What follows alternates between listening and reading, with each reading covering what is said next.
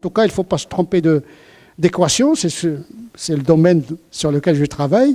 Il faut changer d'équation, de résolution d'équation pour pouvoir permettre aux générations d'imams futurs, de théologiens occidentaux futurs, de résoudre les bonnes équations.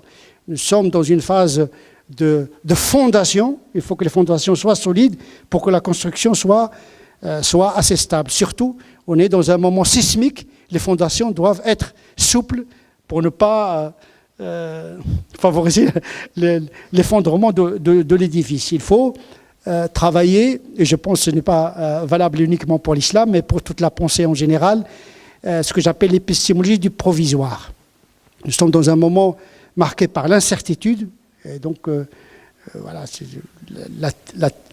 les technosciences ont fait que la technologie nous a transformés complètement, l'information nous a déstabilisés complètement, et on est dans une instabilité, dans une crise permanente. C'est la première fois que notre humanité vit une crise de manière permanente. C'est la règle maintenant, c'est la crise, c'est-à-dire la transition. On est toujours dans un mouvement saltatoire, on est toujours en train de passer d'une chose à une chose, tellement on est dans un moment d'accélération de l'histoire, de grande imprévisibilité. Donc il faut penser une religiosité qui permet aux croyants de traverser la tempête et le désert existentiel incertain. Donc il ne faut pas l'encombrer de beaucoup de normes.